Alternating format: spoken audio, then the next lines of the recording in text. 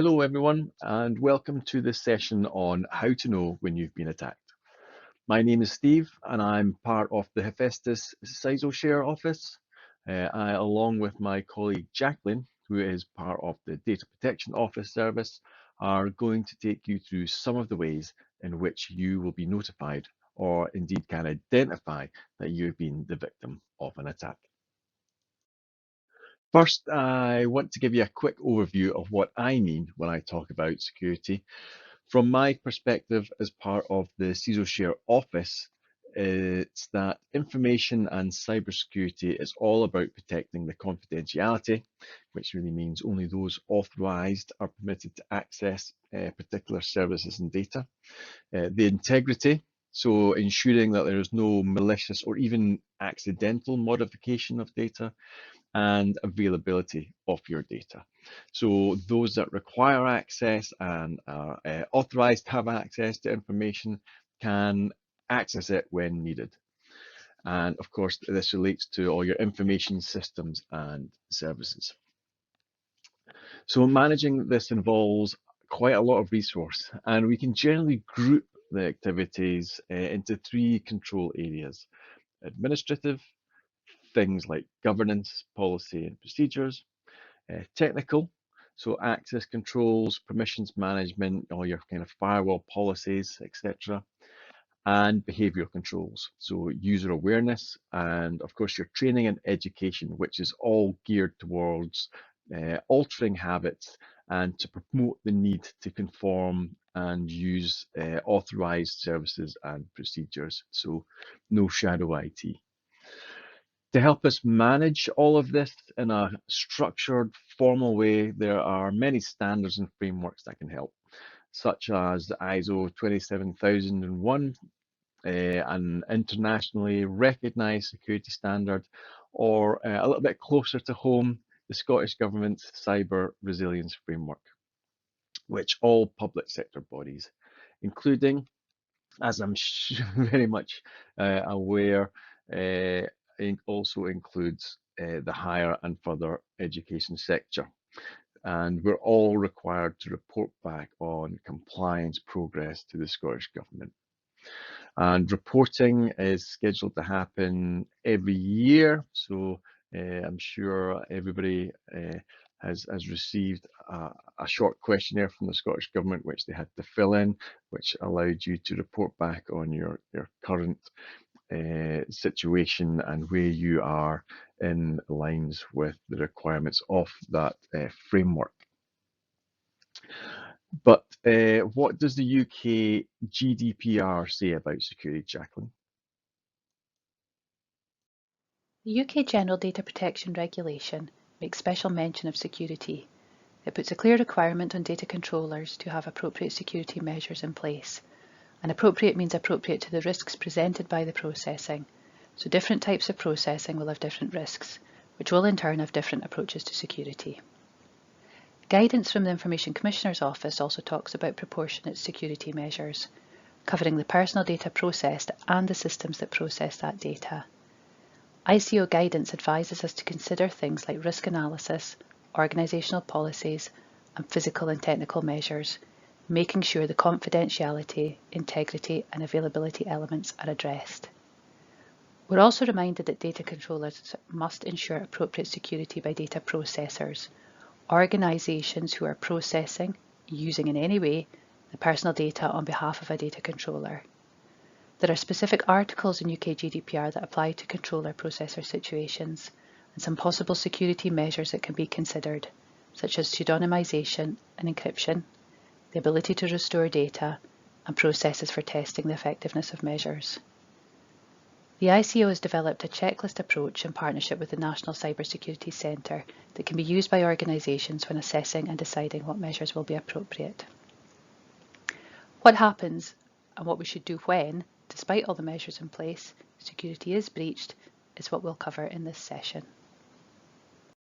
What are attackers after?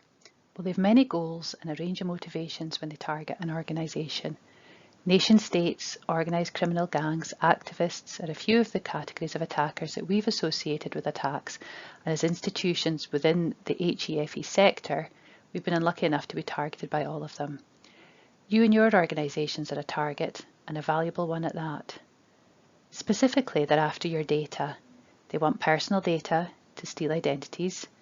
They want financial data for the potential for financial gain. And they want your business data. These are all valuable resources. Yes, and attackers are also after your technical resources, your computing power to aid them in launching attacks, or to even run software such as crypto mining programs, which further helps to finance their activities. They might want to get their hands on your bandwidth for use in a distributed denial of service attacks against either yourself or others. And of course, your fast connectivity. Not many organizations have the connectivity speed of those in the HE and FE sector and other sectors within the country.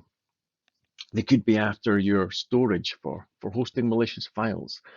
That can be used to infect other devices with or for hosting illegal files such as pirated copyrighted films, music, games, or illegal images such as child abuse. And of course, to exploit any trust relationships that you may have. These may be with public sector organisations such as government agencies or the NHS, could be with private sector partnerships or even other sector organisations. You could be attacked not just for who you are, but for who you know. Exploiting trust relationships and third-party suppliers is now an extremely common attack path. Nobody wants to find themselves as part of that particular chain. One of the ways that we might find out about an attack is through reports from people. Our students or other people from outside the organisation might report that they've received something suspicious, apparently from the college, or have maybe gone to the college website and have been redirected to unwanted pages. Staff will also recognise when something's happening when it shouldn't, if they're trained in awareness and are confident in reporting suspicions. We need our colleagues to recognise the symptoms of an attack and for them to know who to tell. We particularly need that training and education to help them identify both the obvious and the not so obvious. Emails from a strange address with an attachment can be quite obvious. Unlike an email which looks like it comes from an authorised address, it might make reference to internal matters and people, but the only clue might be poor spelling or a language that's stilted or a link that doesn't go where it claims to. The clues that something might be amiss are there, but you'd need to know what to look for to be suspicious. The human intervention element is key, especially when an attack comes in the form of, I've clicked on something I don't think I should have, or I've received something that looks a bit suspicious. A single reporting point, such as the IT help desk, helps avoid any confusion about who to tell. If we take away the debate that can lead to inaction, do I tell the DPO, do I tell IT, do I tell my line manager, will I tell anyone at all? We can speed up a response to an incident. It's really valuable to have a good working relationship between your DPO and IT teams, especially your CISOs, so that the single point of contact can alert both, and both can check in and keep each other informed. And it's really important to emphasise no blame to encourage that reporting. We need to know as soon as possible about a potential incident so that we can limit damage, take remedial action, and ultimately learn from the incident. It's not so that we can point fingers and punish people, unless there's malicious intent, of course. Technology also plays an important role in alerting you to attacks. In some instances, the technology will proactively take steps to protect you. In others, it will just alert you so that a manual intervention can be made. You may actually want this so that you can verify the information that you're receiving before any action is taken. There is a lot of detection technology out there, and we are seeing an increase in the demand for it as organizations begin to understand that some form of incident is highly likely to happen, even after best endeavors to protect the organization have been implemented. Some of the more common technologies in use that can generate instant alerts for you are system logs, which will monitor for unusual or unwanted or even malicious actions. Your anti-malware can be configured to notify you through either an email or even be configured to send alerts to a central reporting console. Intrusion detection systems can either be network-based intrusion detection systems, where they monitor the traffic across your network or at the gateways for known malicious communications. Or there are host-based intrusion detection systems that exist on the actual device itself and can alert on any malicious or unwanted activities to bring your attention.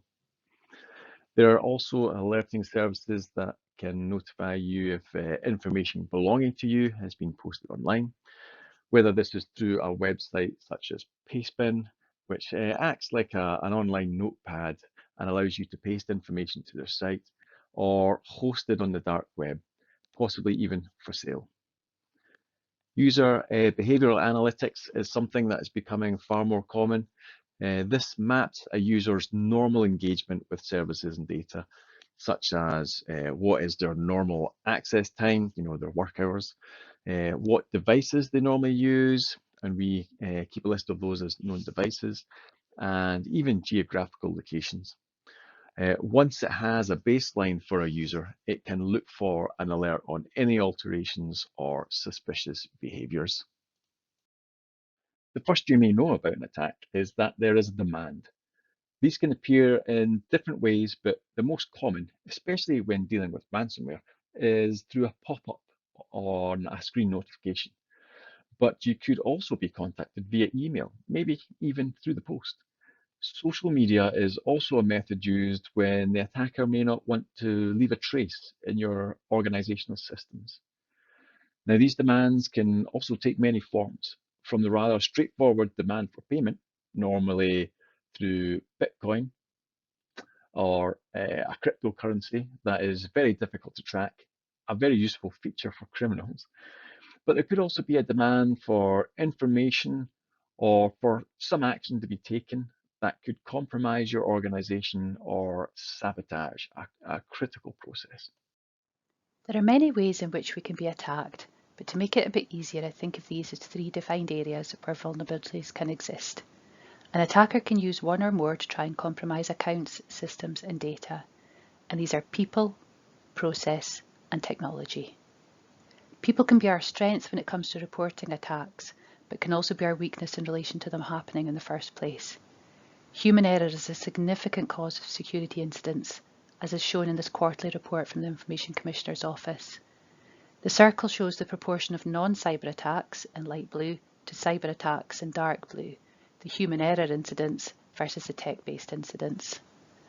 Our focus today is on security attacks, although you'll see from the bottom image that of the categories of cybersecurity incident, the most common are unauthorized access and phishing, which has a human element to it. Process. When we say process, we're really talking about a collection of things.